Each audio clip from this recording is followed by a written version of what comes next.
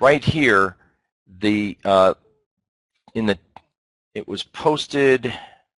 It looks like we added a file. Yeah, right there. There it is. Okay, so I'm going to do it again. Please click on that link if you'd like for all the visitors. That should work. If not,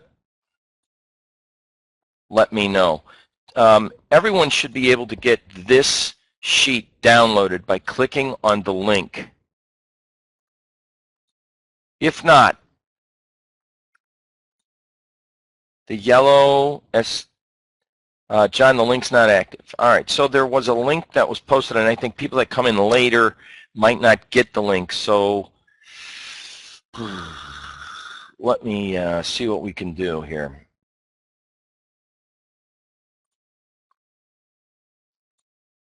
We'll do it a different way.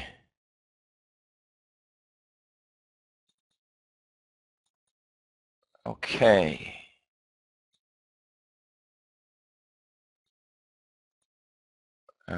And that link should be active, okay? So does everyone see that link I just posted? Basically, if you click on this link, what you're going to get is this box that opens, and it says View Downloads, Internet Explorer, view and track your downloads. Do you want to open or save this file? Hit Open.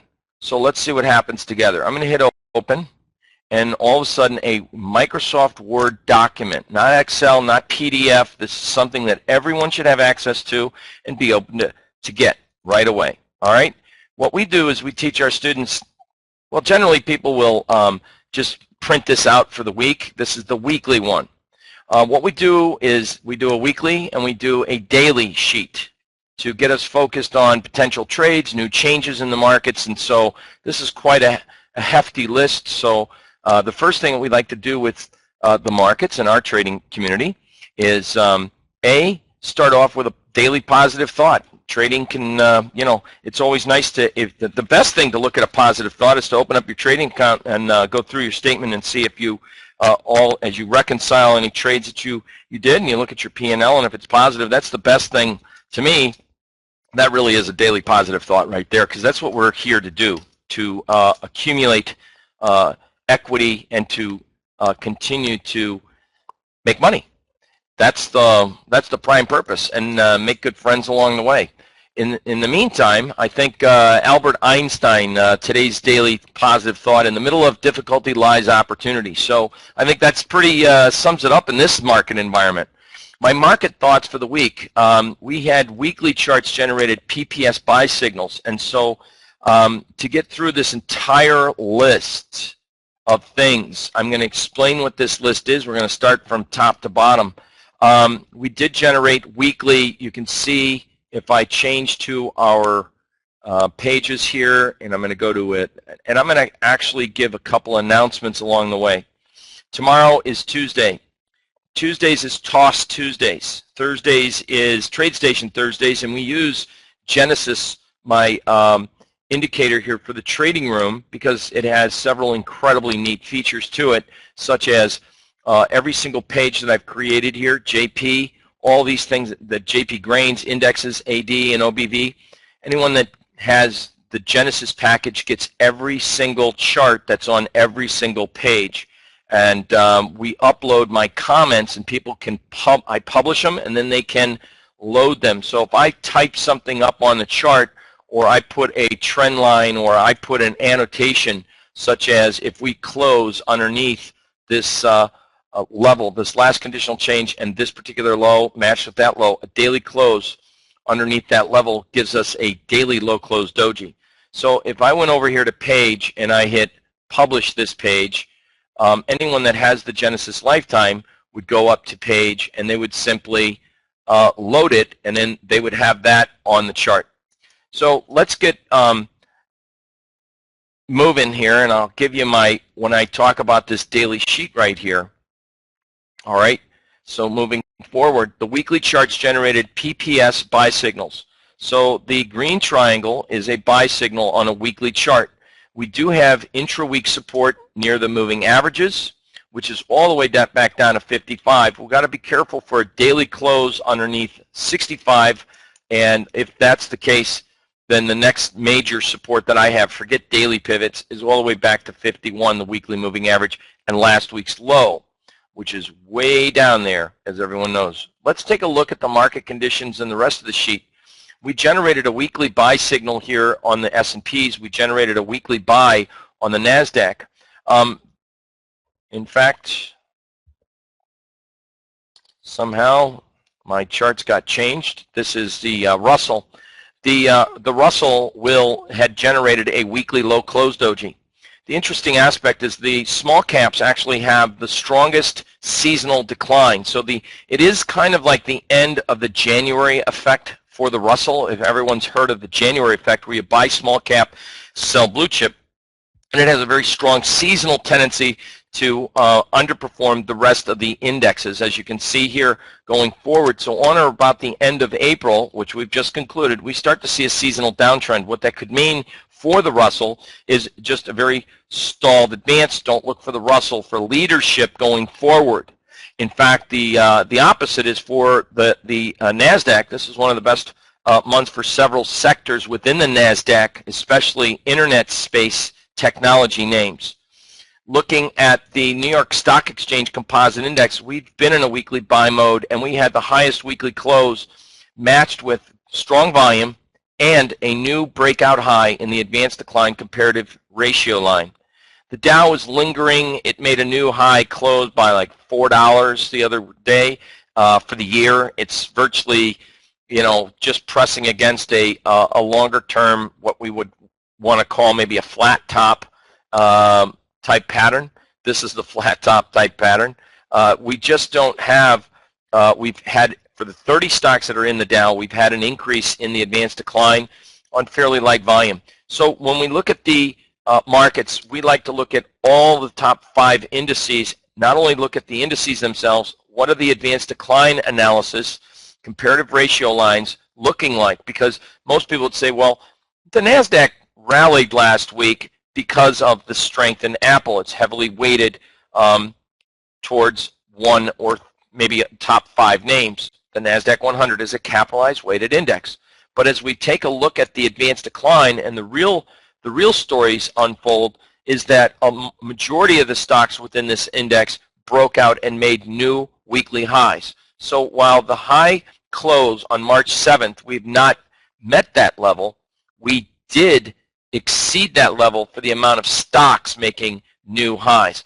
So when we get what's called the breadth of the market, when we see the breadth of the market on a weekly basis start to make newer highs, as you can see, the volume pierced a moving average level. So the volume is not as strong as it was in March 7th, but it's not divergent because of the fact that we are not near or at that same price level.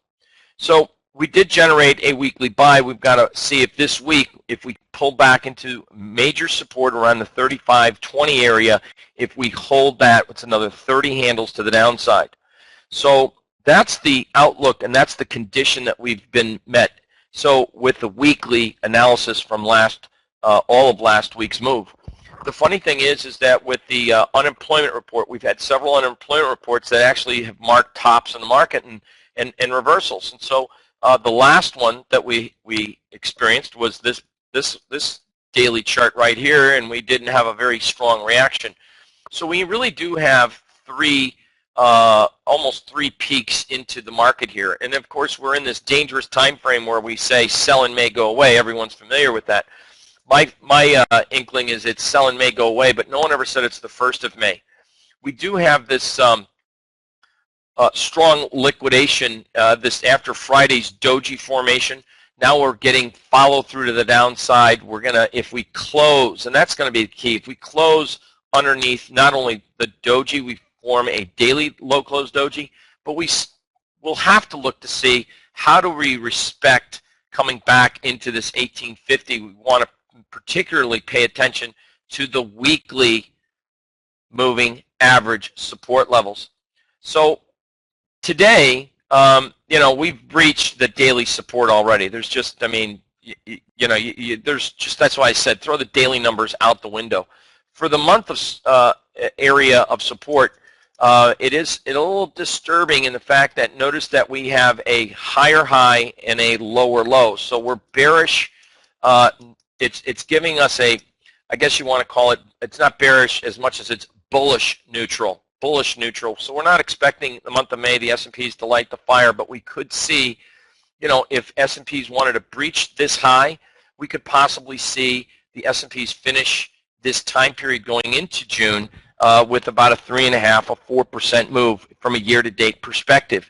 It all depends, to be truthful, on this week's activity. If we do what we call an equal and opposite, in other words, if we come back down and negate last week's buy signal, if the market is truly going to act bullish, then it needs to demonstrate bullish behavior. And in a chart perspective for me, what is bullish behavior? Real simply, the close greater than the open. The highs are higher than prior highs. The lows are higher. We close greater than past or prior closes. We close greater than past or prior highs. So as you can see, we're actually in a pretty defined trading range. And so we had a sell signal, a buy signal, a sell signal. Now we got another buy signal. So we really need to hold and respect these weekly moving averages, or at least last week's low, if we have any hopes to see some type of breakout or follow through to the upside. But it absolutely cannot be said that the top is in. I can't say it from a technical perspective. From a daily chart, sure, we could go from the 70 handle to the 50 handle to say 20-point range and still be in this kind of range that we've been in for the last 2-3 weeks. We've got Janet Yellen speaking this week.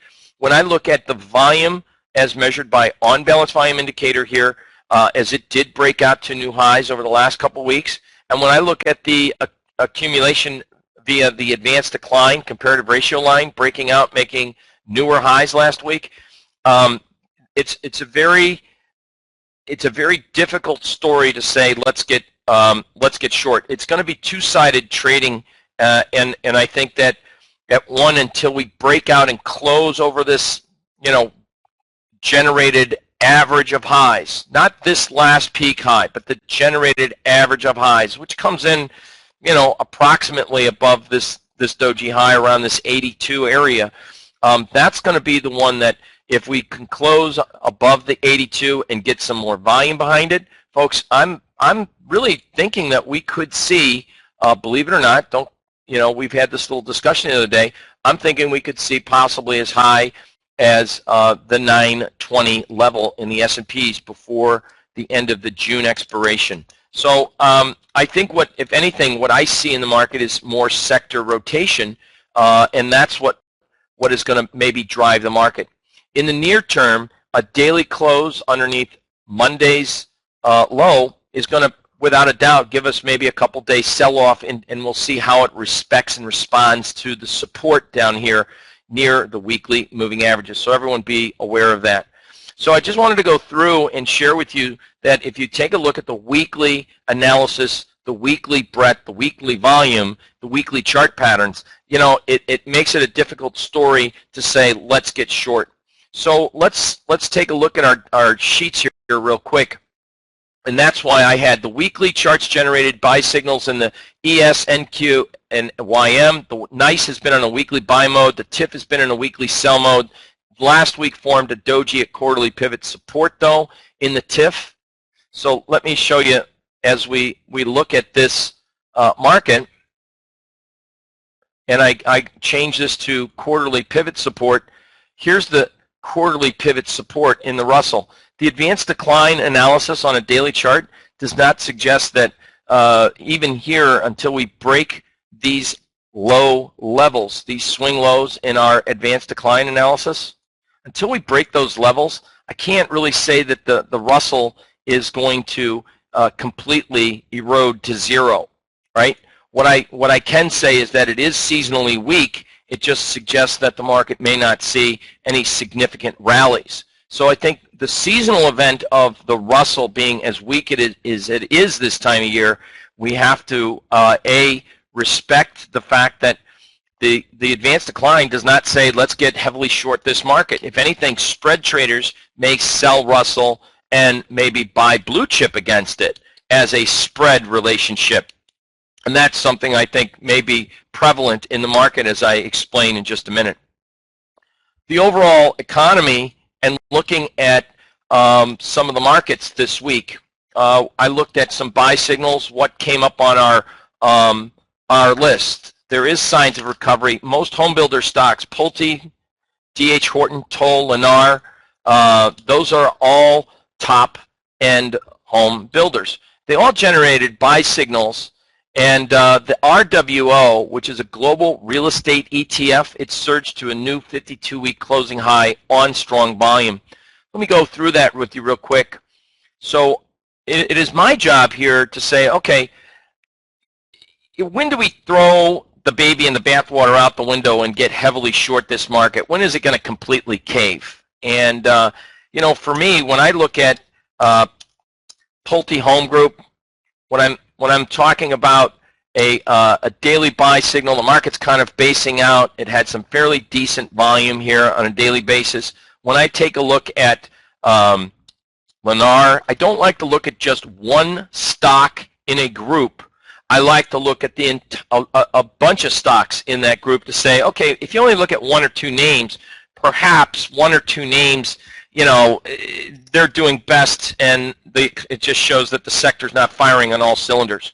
But when you see a bunch of names and they're all looking as if they're seeing signs of recovery, then I'd have to say there's something with that sector. So when you take a look at D.H. Horton, you know, all of them, as you see, had little high close doji formations and weekly buy signals. I mean, this is, some people might even consider this a cup and handle formation. You want to watch over the next couple days that if the market pulls back, the overall market pulls back, take a look at some of these builder stocks, and you know, maybe not, if you're not comfortable trading them, then use them as maybe a guide to say, gee, if the economy's really falling off the edge, and if the stock market's really falling off the edge, someone's got to tell me these, if anything, these are the stocks that are going to get the rug yanked underneath their legs, so to speak. So it's a good area to look to see if these home builder stocks, if they are increasing in value. This is the RWO, as I promised. This is the to show you is the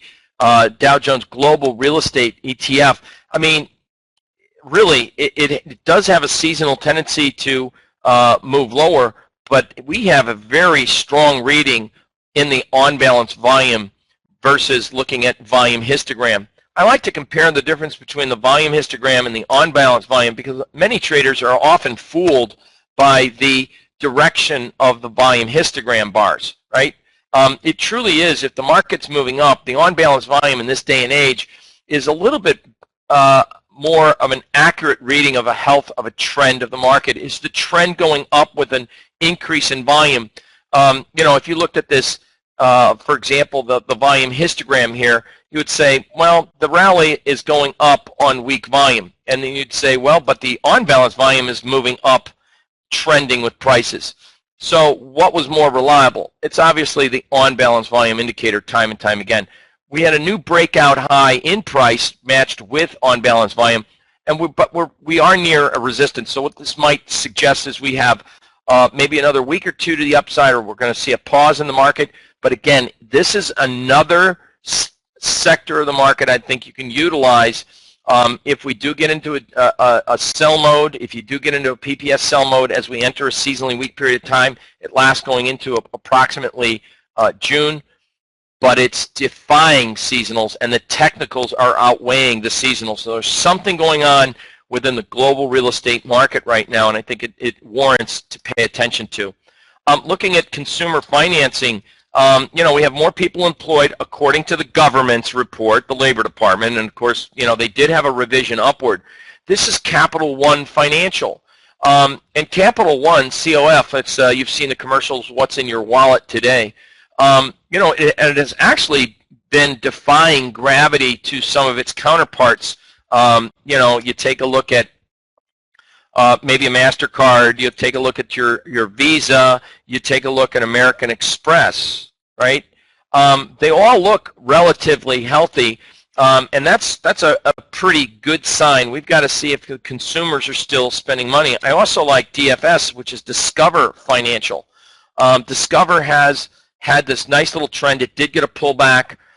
We've had strong weekly volume, and if you take a look, I've already probably done this analysis, strong weekly volume, and this pullback here, I would say if we get above this little, if you notice here for Discover Financial, if we can get back above this swing high, which was the high made on April 10th, that last conditional change high, if you can get back above this level, which is around 57.32 area, then I see a retest, easily to get back up into these highs here. All right. So Discover Financial Services is another one that we would like to take a serious look at. I mean, we even had MGM, and if you look on your sheets, we had some very positive consumer discretionary stocks,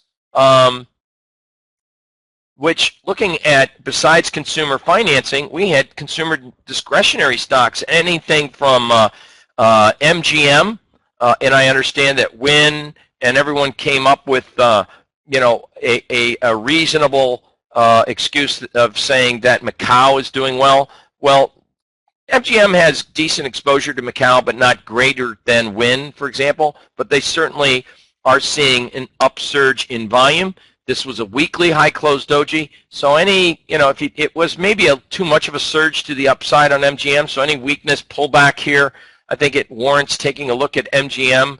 If you can get if you see a pullback, I don't know if you're going to get 25, 21, but watch us over the next couple days to see if we pull back into this 25, let's call it 25.40 area. At the very least, 25.40. You don't want to see this thing pull back below the weekly moving average, but a high close doji, where could I suggest that this thing can go? The volume on the weekly analysis looks better than the daily. If you take a look at where the daily volume is over the last 3 days, it's not bad, but if we get a pullback and it's on very light volume, the next move to the upside could take us to as high as not only testing the high, but possibly making newer highs, around the 29.60. So MGM, if people got so much extra money that they're able to get on a plane like Southwest, which the stock symbols love, or they can get on a, get to Las Vegas. It's a obviously you got some extra spending cash. So with the jobs market improving, it makes sense that we're starting to see some of the higher consumer discretionary stuff like a casino move up. Obviously, we've looked at this stock. This was a breakout point, and we've every time I do drawings on old animations on the chart, it's going to show up. But in any event, let's move on real quick here and take a look. JWN, like Nordstrom's, the weekly volume broke out. Prices didn't. Typically, we see even the daily volumes moving up according to the on-balance volume indicator. A lot of dojis in here, and it's it's kind of in a trading range. But when we take a look at like a Macy's, for example, a competitor, this is the time of year where you get that last possible push to the upside, but then we start to lose momentum. This last possible push to the upside is attributed to graduations. People go to 8th grade graduations, high school graduations. They need a new sports coat. The little kids grew out of them. So, seasonal changes start to take place. Macy's, don't forget, earnings out on May 12th. So when we take a look, my complete theory is that we are going to see, in fact, if you buy a home, you got to put furnishing in it, and this is one we've talked about with our community for a long time. It's Leggett & Platt. Leggett & Platt is a furniture maker. I'm not sure how much higher this thing can really go, but the monthly charts suggest that we are breaking out to newer highs. So could there be another 5 to 6%? And I think that's reasonable. Earnings, though, we're well out of risk of earnings on this particular stock. The daily volume was pretty impressive, or the daily volume over the last 3 days. We did close over this negative benchmark, what we would call the benchmark. We closed over that level. So pullbacks want to watch Leggett & Platt. All right? I think we see sector rotation, and if we look at the XLU, now I put on your sheet a lot of names, and I know we can't go through this sheet in just one 30-minute session because this is for the entire week, but I see utility stocks starting to succumb to profit-taking, and some names we had AEE, AEP. I listed all these names down for you. We have, not only do they have all similar chart patterns with daily PPS sell signals, like that is a PPS sell signal. This is in actually the XLU, right? So if we take a look at it, we had some names in this space that actually generated a weekly low close doji, and in fact, bear with me a second. I think I got the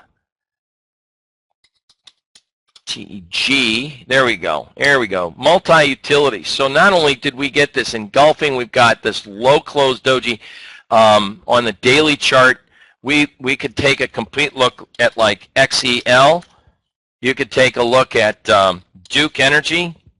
I mean, they all, look at this daily chart. If I didn't tell you I've changed the chart, they all look very similar. Uptrend doji, low close doji. A lot of these names just look too ominously close to one another. So when I say, listen, when I see one or more names in a space and they're all got the same kind of trading patterns and they're all ending from a seasonally weak period of time, we may see some money coming out of the utility sector. So what does that mean for us? Well, we're probably going to be watching for the software and internet sector to push the Qs higher. One name to look at for this week, I would like you to take is TDC, Teradata. Teradata, if you notice here, it starts to enter a seasonally strong period of time. So this is a name, it's been in a weekly buy, it kind of failed, and it's forming, to me, a little basing action. We need to see if this market comes or holds, and you know, it has this kind of like longer term supporting pattern. So I would look for the market, if it's going to be bullish, I want it to move up against and go higher. I don't want to buy it lower, I want to buy it higher actually. Because if we do break out above this kind of resistance, this from based off of these highs, and then we get back above the monthly pivot, which is this blue line, I'm thinking that this is a name, and that some of the names within this software IT consulting sector we can see has a little seasonal strength to it. So if the market can hold up in here over the next day or so, do pay attention. We have earnings on May 8th. That's this week. But I want to see, after earnings, I want to watch TDC, and that's why I've placed it in on the list here, okay? And it's say stock names to watch include TDC. It's right there in your list. Okay, so feeder cattle. One thing that we want to watch for commodity traders is, I know people are like, feeder cattle, John's gone off the reservation on us. But feeder cattle is actually gotten to the point where, and there's the opening bell. So let me try to wrap this up with you guys.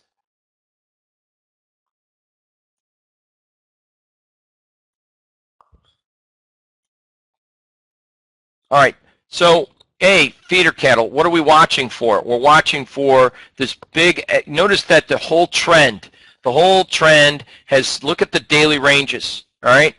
Look at the daily ranges. Now look at Friday's daily range. It's almost like it's a hyperbolic, you know, blow-off top formation.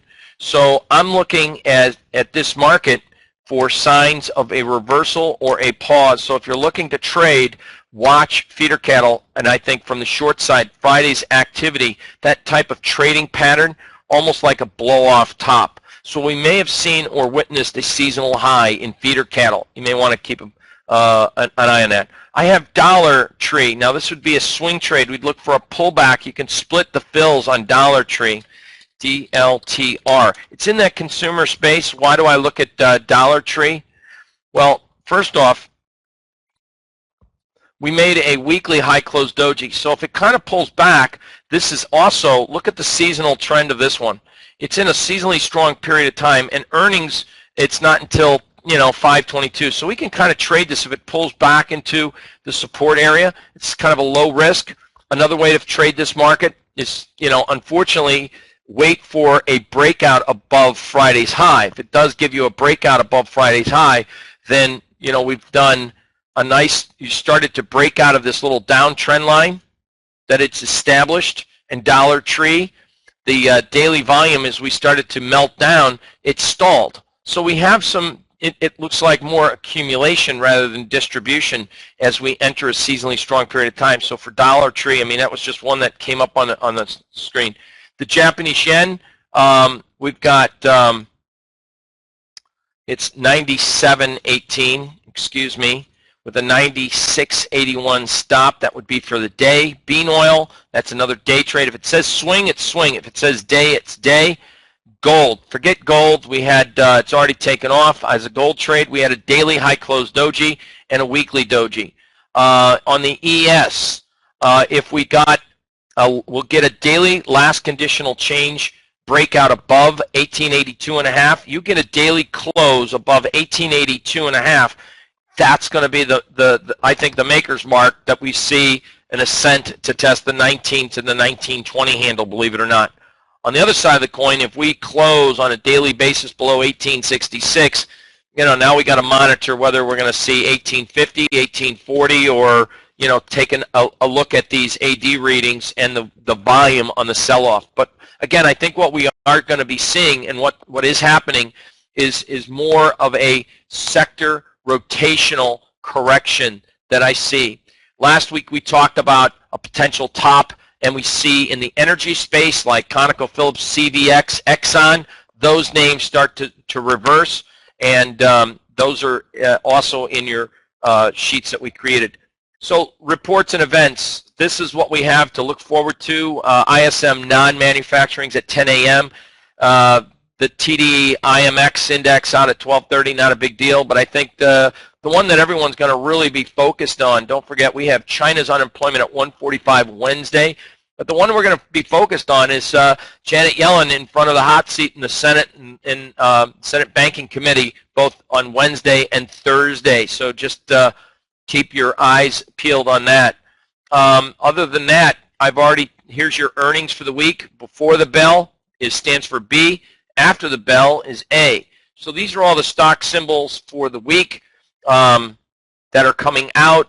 As you can tell, we've got a few more Dow component stocks like Disney will reporting. You got Allstate coming out after the bell, Jive, Groupon, some other internet names there.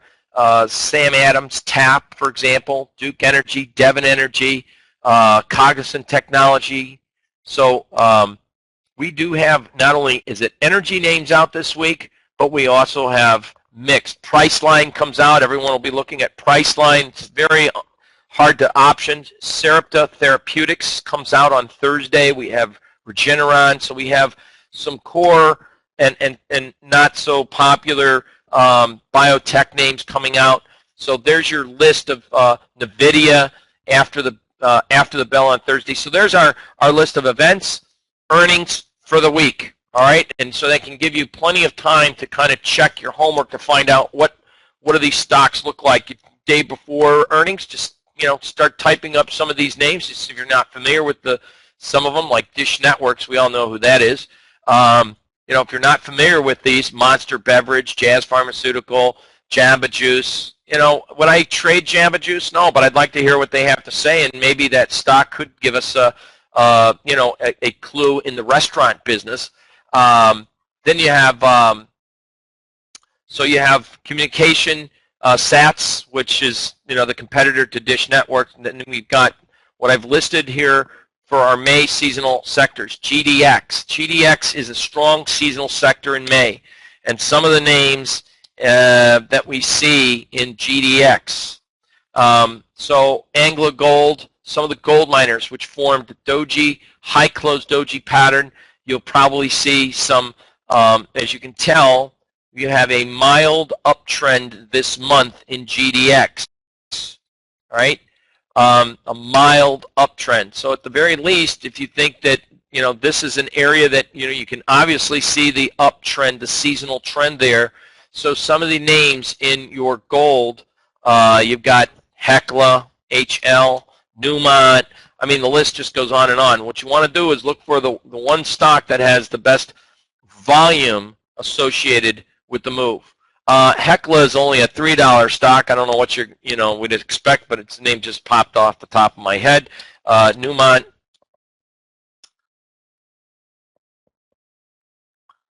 Mining has been in a different situation because of a kind of a bidding war, but pay attention to some of these gold miners, or at least GDX, maybe for options traders. If we see a little bit of a pullback, credit put spreads if there's enough there. Also a calendar diagonal spread might be sell the nearby, buy the back month, and just and look for a little theta decay as we head into the May expiration. Just a food for thought for you options traders there. Something that we might be able to go over in tomorrow's session, since it's Tuesday toss day. Obviously, we look at the weak seasonal sectors of the market. Monthly high close doji, HCP, monthly low close dojis. We had more monthly low close dojis, folks, than we had high close dojis. So it does show that there's like maybe a little rotation going on, and money still capable of coming out of some of these names: Chipotle Mexican Grill, JEC, Owings Illinois, Safeway, TG Maxx, and Tyco. Many stocks formed dojis in April, and what I mean by that, on a monthly chart, if you got like a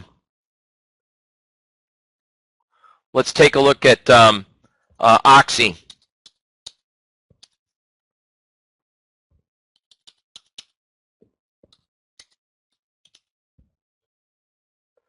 All right, so Oxy, as you can tell, in the month of May, we see seasonal weakness. It's pretty prevalent.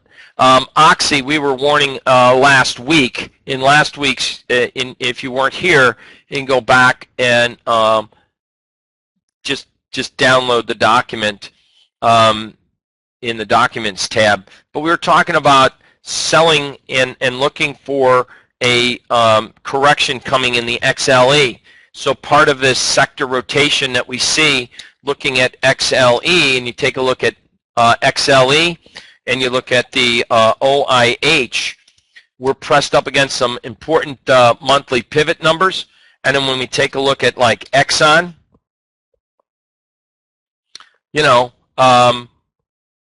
while it had a big blow off in here, earnings are out of the way, we would be looking for a daily sell signal, because we're starting to see signs that a lot of names have hit a peak in this energy space. So when I say, if we have a potential situation for a downdraft in a sector, then what we want to do is look for the weakest stock in that sector and attack it, right?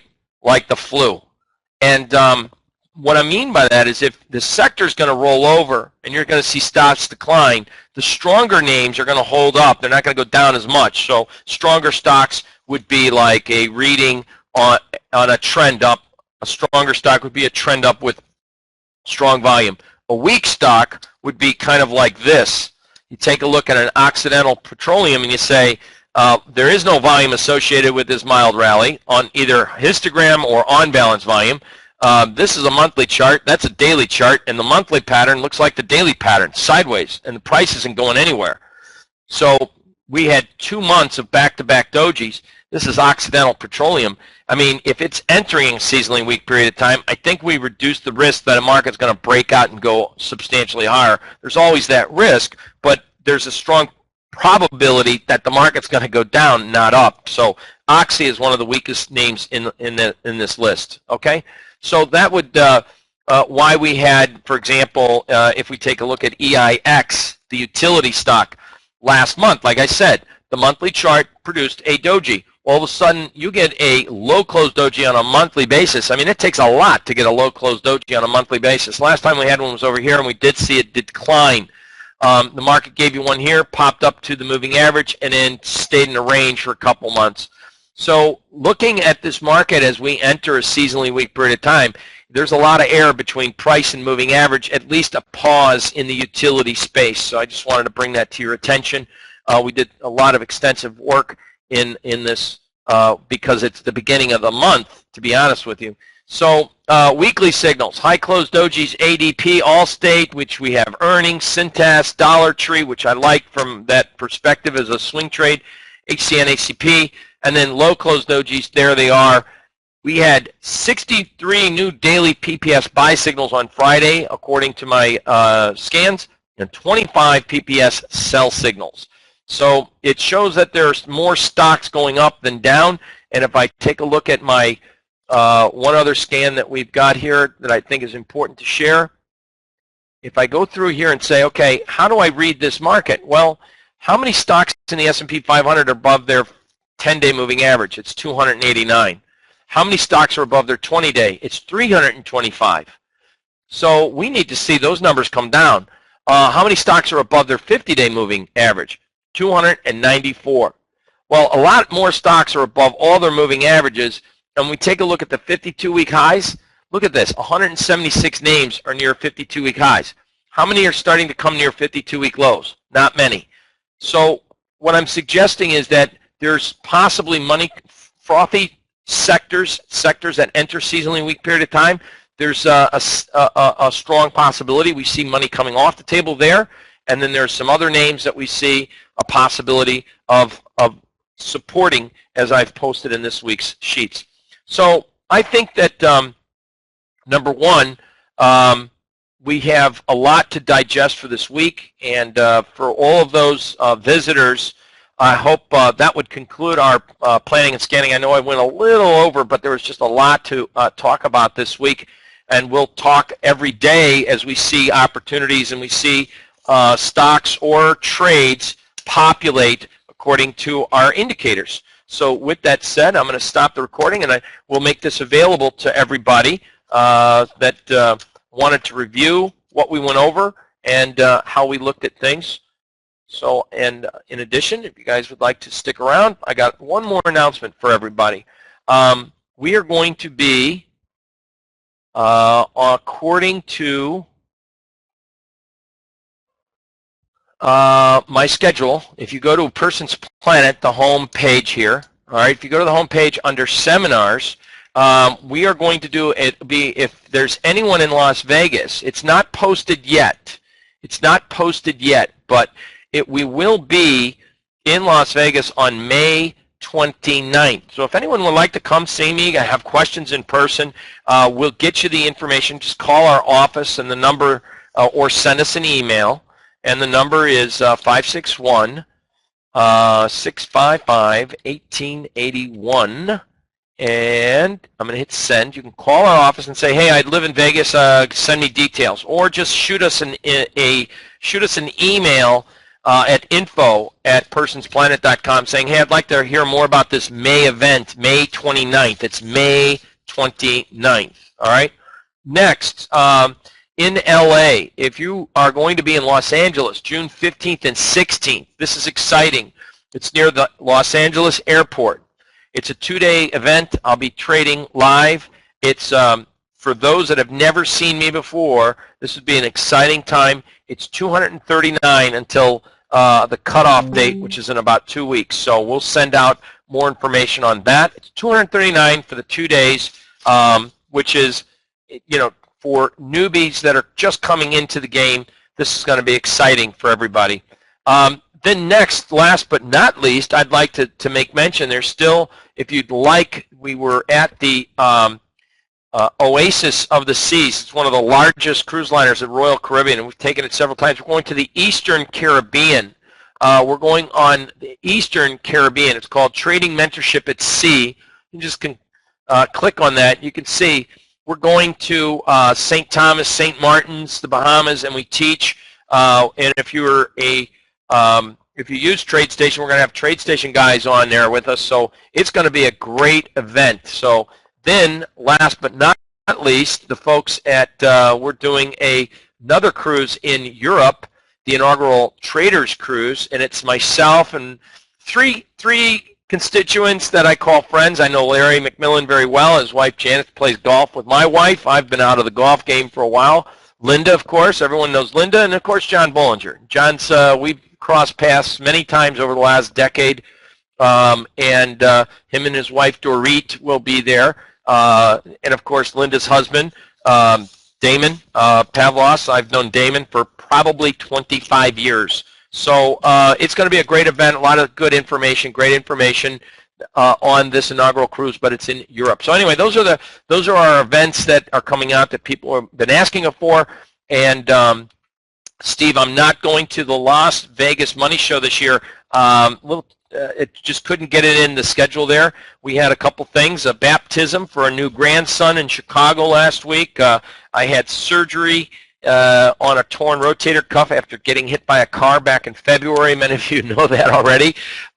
So it just made it impossible to be in too many places at once. But thank you very much. But that's why we're going in May, at the end of May. It's kind of ironic, at the end of May for that meetup group, and we'll let you all know that. So thank you all so much for allowing me to alert you to the upcoming events. They're going to be very informative as always, and we try to teach you guys some of the best indicators and methods to analyze the markets and order execution. So with that said, that concludes today's planning and scanning session.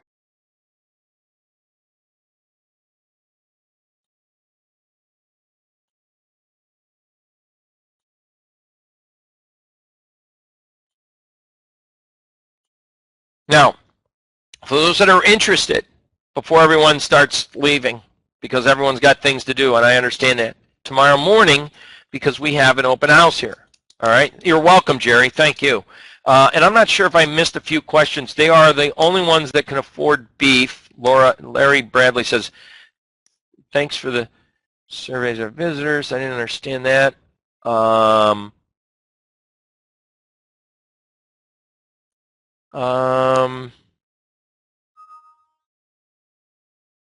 Let's see here. It doesn't look like we have any specific questions. There we go. I haven't been able to download document using, you haven't been able to download the document. Huh. Frank, sorry about that. It's 5.5. Jean Benoit wanted to know what's the password for tomorrow morning. And I believe it's this, we'll just make things simple. We'll make it the same password, Now, typically I'm in the room every day, typically, unless there's mitigating circumstances, internet problems which we don't foresee happening. We're broadcasting from our office right now in sunny South Florida, and I know Jerry's been up here. We've had a bunch of people in here. So with that said, I'm in the room from approximately 9 a.m. to 12 noon Eastern. We talk about setups, day trades. We look for different opportunities in the marketplace. And we go over, just like that weekly sheet, we have a mini version for every day. And whether people love the markets that I pick, like last week we had a breakout in soybeans above 507 for a day trade, and it worked fantastic. Day trading setups that we use to trading feeder cattle, hogs, stocks, looking at stock option plays, whether it's stock replacements, credit puts, credit calls. Like just mentioned, a diagonal calendar would be one I might be interested in. And I'll just go through some specific setups. I tried to avoid some stocks for earnings reasons. You know, unless it's one we feel very compelled over the longer term. I would say that I'm less of a, maybe I'm a scaredy cat of trying to predict the direction. The binary event, I call it. It's the earnings binary events. And I know some people do okay with them. I don't mind taking a trade, like if I see something like I liked Yahoo, I liked Apple. Those were some really good ones. You know, we looked at MGM with a high close doji the other day, and MGM, you know, I tweeted out a couple times. So in any event, we do put out some decent stuff, and there's always a way to follow on Twitter as well. I would say I'm not as active on Twitter. I don't post where I'll be, what I've done, that kind of stuff. It's more market related, real important stuff. So if you want, you can just go to Twitter and follow me. You'll find out, or go check for yourself how often do I tweet. All you have to do is go up right here to the little Twitter sign at the top of the website, Person's Planet. Go right up there, click on it. Something should happen.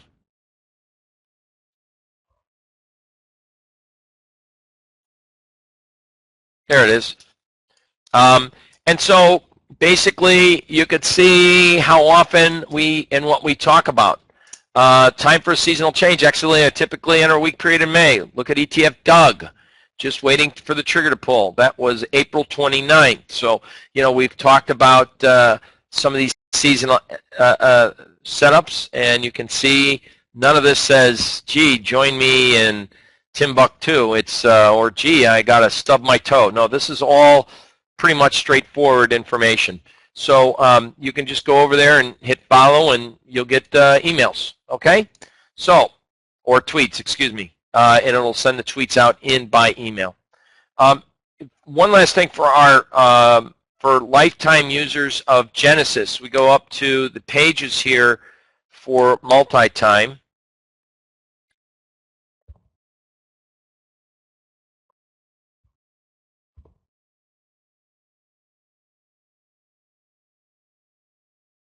Remember, in 8 minutes, ISM, non-manufacturing, it's not a great big number, but it is a number. All right.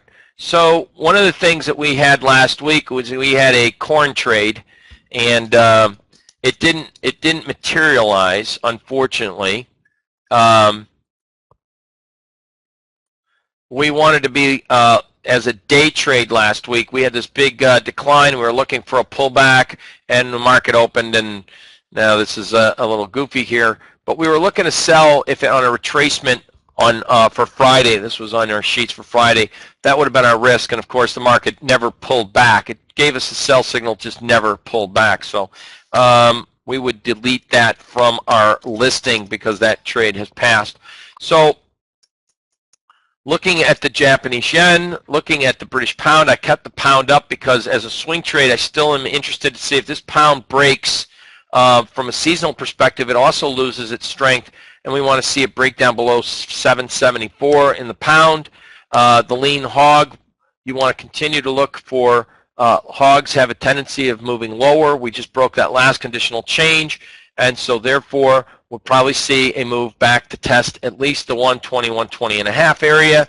MGM, this was the weekly high close doji. We had a big move to the upside. I suggest by tweet, take some profits. Exxon, you want to be looking as we have here. Exxon, we don't have the sell signal quite yet, but we want to pay attention to Exxon. LinkedIn, one of the trades that we liked in LinkedIn, we still feel that LinkedIn has a shot of getting down. It's testing that 142 handle. And going Twitter, Twitter was one that we recommended credit put spreads for May to 36.35s, collecting 40 cents.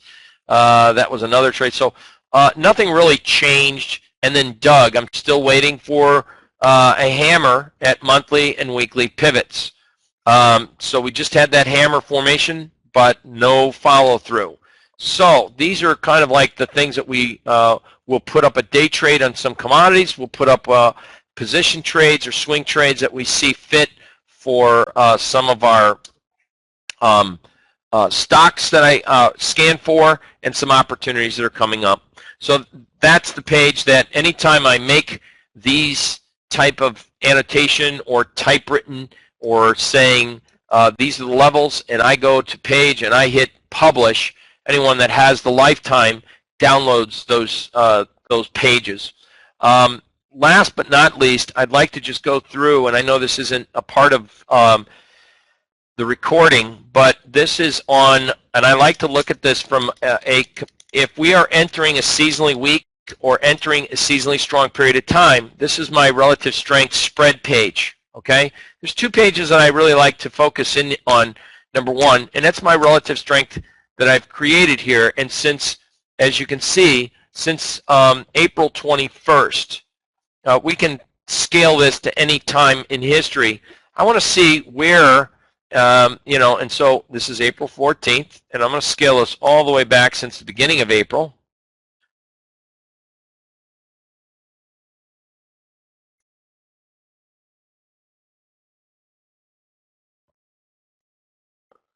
All right, so here we have it. This dark maroon is the XLE. As far as the recording, I think we're still recording the other section. So let me just share with you. Since the beginning of April, you can see the XLE is kind of topping out. The utilities, look what the utilities did. They kind of topped out. So what we're going to be looking for is we want to look at if we are going to see sectors prove themselves. We're going to start to see if the energy sector starts to melt down in a seasonal perspective from a percentage gainer, it's going to start to weaken, just like the utilities did. This utilities is this pink fuchsia, I don't know what you want to call that, strawberry, XLU. And so in the XLU, we're starting to see that it's losing its momentum. And so are all the other sectors, but we want to still see from a perspective of like materials, XLB, we want to see later in the week, we also want to see the most important sector of all, XLK. We want to see which just was positive for this time period. It's this blue line, just went unchanged to negative.